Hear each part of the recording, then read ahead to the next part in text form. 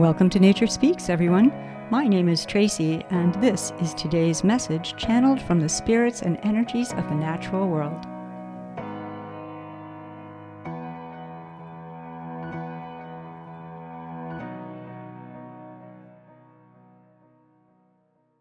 Greetings all. Today I have a kind of a marvelous blessing and invitation that I'm bringing forward from the great spirit of Grandmother Ginseng.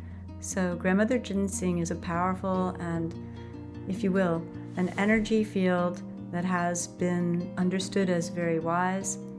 It is a powerful field of well-being. Grandmother Ginseng has stepped forward to invite us to either to re-know or to be introduced to the powerful abilities of ginseng to rebalance and to bring well-being and healing to slight imbalances within our fields. So one can consume ginseng as a powder where you mix it into water. You can sprinkle it onto food. And she goes, if you're not fond of that taste on the tongue, she goes, you may add things to, either warm water or astringents like lemon or a little bit of something to sweeten it.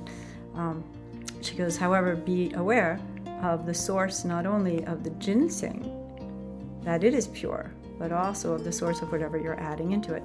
And this brings us to a point where she goes, our reputation has been a bit sullied of late. She goes, there is much that is being marketed as pure ginseng, which isn't. So she goes, it's important to understand and to be discerning about the sourcing of what is being called ginseng and is being offered as 100% ginseng. And this actually goes for everything. She goes, and we're also aware of it. Your clan is quite fond of, many people on Earth right now are very fond of the caffeine plant, and we don't deny that the caffeine plant has its benefits. However, we offer the same guidance, which is be aware. She goes, it's not the caffeine. Of course, you want to make sure you have pure caffeine, that well-sourced caffeine. But she goes, it's also all of the things you mix in your concoctions. She goes, those also require some discernment to be aware of what are those things that you're also consuming, and are they what they say they are. And so that's another piece of her guidance, is to be aware not only of purity of source, validity of what it is you're consuming, and also of everything else that's getting put in. And she further offers, she goes, so it seems to be something that's somewhat well known in your neighborhood of flow, meaning like at this period of a time in history where your mother, your grandmother, or another parent or somebody might look at you and say, eat your vegetables, they're good for you. She goes, this is good guidance. She goes, this is guidance. However, if you are consuming the medicine, the vegetables, and these have been dipped into poisons or toxins, to pesticides or insecticides or other things that have and are there to try and increase yield. She goes, you're actually consuming equal amounts of the medicine and the toxin in equal measure. And she goes, and so you shouldn't be so surprised when you're not getting a great benefit from consuming that which is good for you.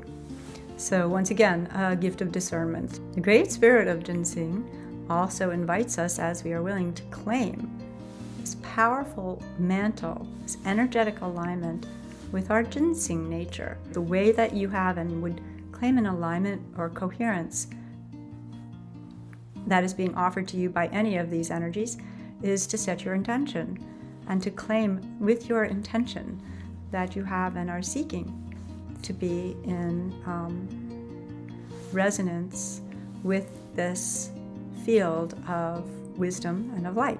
As you have and you offer that which is your gratitude and your intention to vibrate in alignment with your ginseng nature, she goes, this is that which has and opens up a reunion, a connection with the knowledge of your ancestors, the wisdom of your ancestors, that which has been lost shall be known again.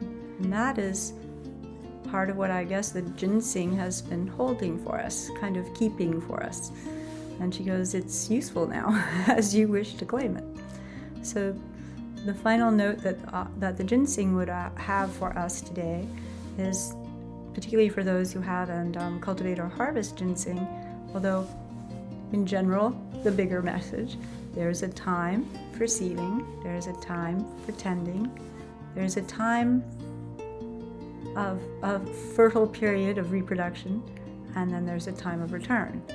She goes, ginseng is that which has a rather long gestation process before it's able to actually reproduce. There are those who are harvesting prematurely. There are those who are, through that act of premature harvesting, the ginseng itself is not able to reproduce as it's designed. It basically is, causing a bit of discord in terms of what we'd like and then how we allow ourselves to have the patience to encourage a greater yield. And so her invitation is to honor the blessing of prudence and patience for that which has and you would seek to consume and know for your own benefit. Further, she offers, you might want to consider setting aside more of your agricultural land for the cultivation of ginseng now, rather than waiting till, we're running out. One reason, of course, is that this longer gestation period, but the other reason is we have stepped forward and we are willing to assist your clan with basically increasing the general well-being and the rebalancing of the emotional, the psychological, and the physiological systems that you have and are currently embodied with. And so for that reason, there are many of you and more coming, and we perceive that it will be quite useful and beneficial as you choose, and those who have and tend to these things, to plant more of us, and we will serve in this way. This is the blessing of the Great Spirit of the Ginseng. And to all who are here with me today, I just want to tell you, I am very grateful for your light. If you are drawn to consume more than this short video summary, access to the full channeling of today's update is available on the Gaia Translate podcast, streaming now on your favorite podcast platform, or listen for free at www.gaiatranslate.com.